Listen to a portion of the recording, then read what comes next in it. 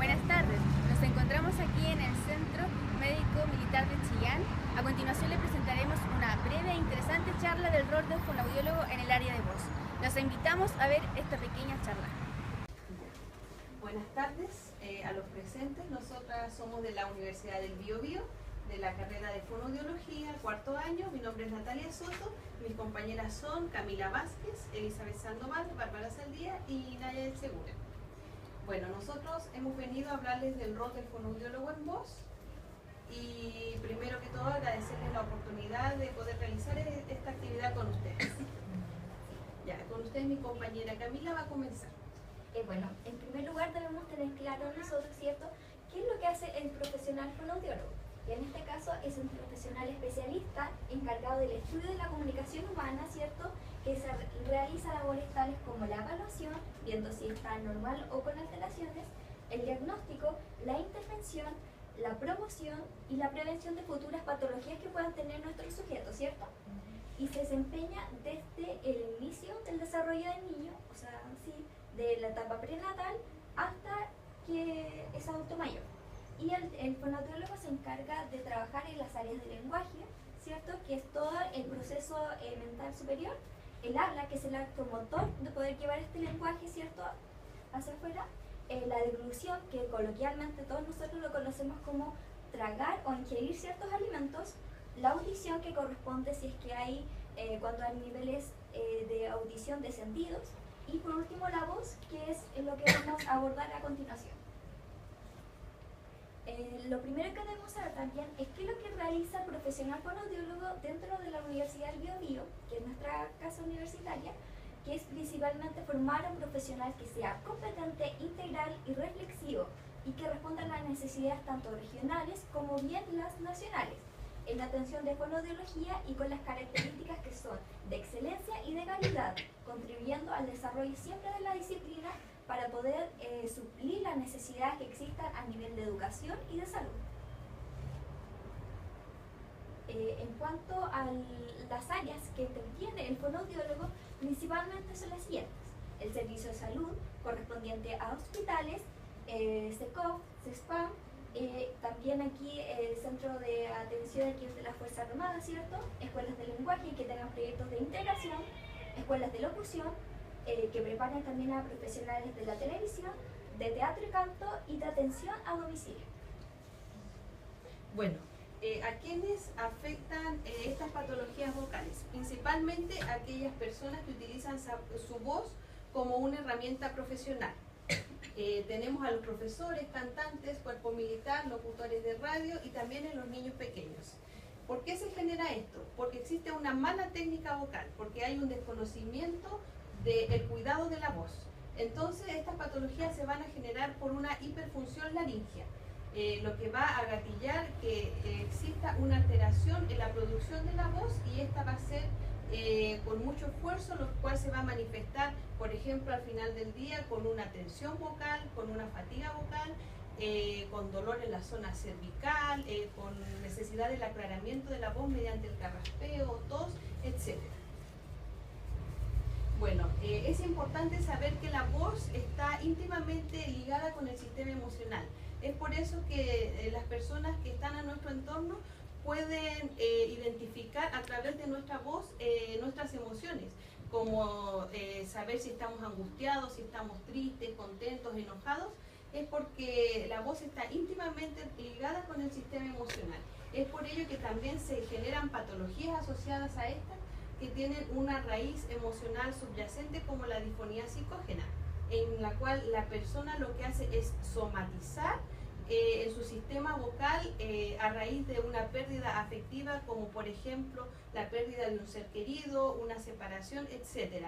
Y esto también se va a ver manifestado en los exámenes de endoscopía laringea, que también existe una alteración. Bueno, el rol del fonoaudiólogo en la voz principalmente es la evaluación, determinar la patología o la normalidad de la voz. Esto lo vamos a realizar mediante una evaluación acústica y una evaluación perceptual. La evaluación perceptual nosotros la realizamos mediante una escala RASAT, que al escuchar la emisión del paciente nosotros tenemos esta escala que va de la puntuación del 0 al 3, donde R es ronquera, A es aspereza, S es soplosidad, A es astemia, que es como fatiga, y T finalmente es tensión. La evaluación acústica la hacemos nosotros mediante la utilización de los dos software que más utilizamos en la Universidad del Biobío, que son el PRAT y el MDBP. El MDBP es un software considerado el gold estándar para la evaluación acústica de la voz, que lo que hace es evaluar a través de un amplio rango de voces patológicas, arrojando un porcentaje para poder evaluar parámetros acústicos, que son el shimmer, el jitter, que son parámetros de la frecuencia de la voz, de la amplitud de la voz, y el PRAT nos entrega un espectrograma que va apareciendo como unas líneas parecido como un electro cuando se va emitiendo la voz. Bueno, también a través de esto nosotros podemos describir cómo es la voz de nuestro usuario, analizar aspectos anatomofisiológicos, ver si existen alteraciones a nivel anatómico, conocer el comportamiento de la voz de nuestro paciente, identificar el mal uso y el abuso vocal es de radical importancia porque todas las patologías de la voz son generadas por un abuso y mal uso de la voz. Después diagnosticar y crear un plan de intervención enfocado principalmente a las características de nuestro paciente, porque no existe un plan estándar para todos los pacientes, nosotros lo adecuamos a las características de cada paciente. Por ejemplo, un locutor o un cantante son distintos los usos de la voz que tienen. Y finalmente el tratamiento. Bueno, algunas de las patologías vocales más frecuentes que nosotros encontramos son los nódulos vocales, los pólipos vocales y los quistes. Todas estas se ocasionan por un abuso de la voz y mal uso de la voz. Los nódulos vocales son lesiones, por lo general son bilaterales, son lesiones benignas que pueden remitir con la educación vocal. Tenemos el pólipo vocal, que es una lesión un poco más grave, por decirlo así, que el nódulo, y esta lesión por lo general aparece bilateral. Y finalmente el quiste vocal, en lo que se diferencia de los otros, es que acompaña el movimiento de la mucosa y está bajo la submucosa y esa como pelotita blanca que se observa. Entonces todas estas patologías lo que van a generar en la persona es una fatiga vocal, lo que le decía anteriormente, un carraspeo frecuente, y principalmente el síntoma es la disfonía. Y bueno, para poder prevenir todo lo que le ha mencionado mi compañera, tenemos la técnica vocal, que es la utilización de nuestro órgano fonatorio para poder prevenir algún daño y que permite un cierto rendimiento de frecuencia, intensidad, timbre y ausencia de fatigabilidad. La técnica vocal permite a los profesionales de la voz, con profesionales de la voz me refiero a cantantes, locutores, todos los que ya hemos nombrado, un adecuado uso de la habla proyectada, cantada, sin dañar el sistema fonador y con el máximo beneficio y el mínimo esfuerzo, que es lo deseado para poder prevenir alteración vocal. Debemos tener adecuados parámetros vocales, que encontramos varios. Nosotros vamos a nombrar postura, que una adecuada postura es muy importante para la mejor utilización de la voz. La respiración, que la ideal es el modo nasal en reposo y mixta durante el habla, es decir, inhalación a través de nariz y también de boca. El tipo costo-diafragmático, quiere decir que al respirar nosotros debemos tener un movimiento costal. Evitar en la respiración, elevar la zona torácica superior.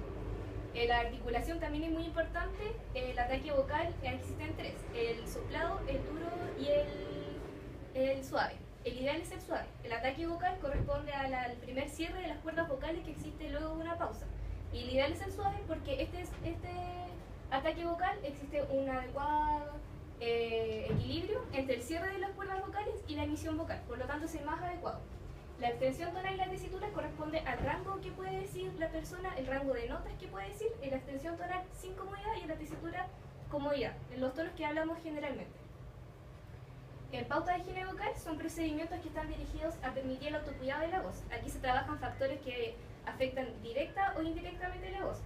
Es necesario tener en cuenta precauciones para poder evitar irritación y el desgaste innecesario de las cuerdas vocales.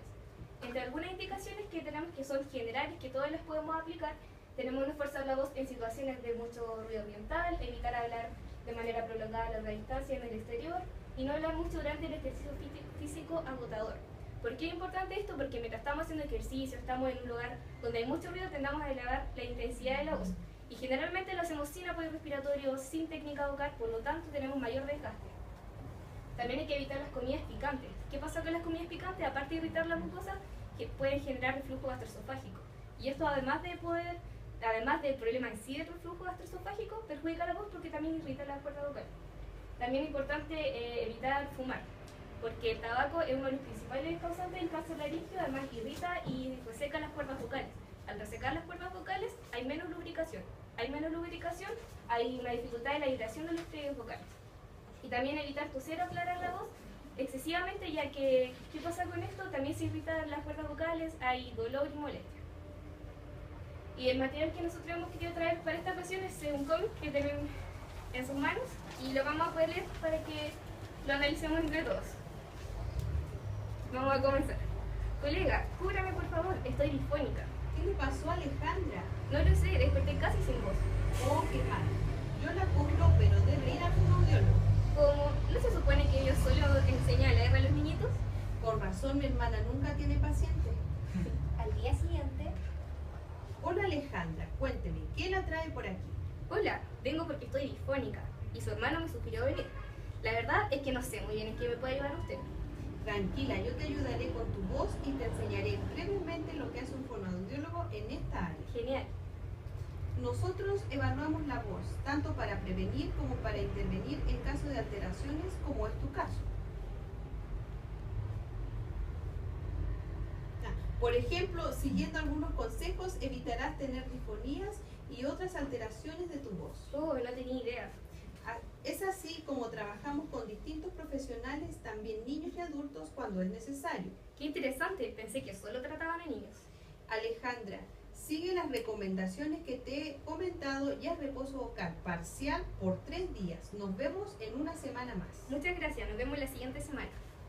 Bueno, lo que nosotros queremos dar a conocer a través de estas charlas informativas y a través de este cómic, que es el material que hemos elegido, es que podamos conocer que en fonoaudiología, si bien es una carrera relativamente nueva que se está haciendo conocida poco a poco, en voz es un área que es menos conocida.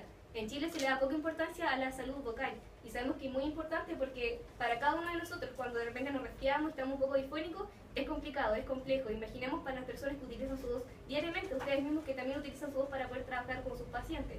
Entonces es muy importante que podamos tener en consideración esta área y considerar también al fonoaudiólogo al momento de derivar, porque nosotros podemos realizar tratamiento y es muy efectivo.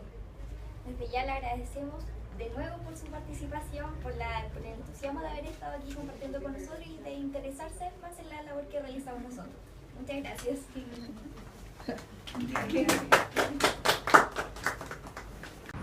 Bueno amigos, ya hemos finalizado esta charla. Hubo gran interés por parte de los funcionarios del centro, hemos resolvido sus dudas y fue muy gratificante para ellos tanto como para nosotros. Gracias.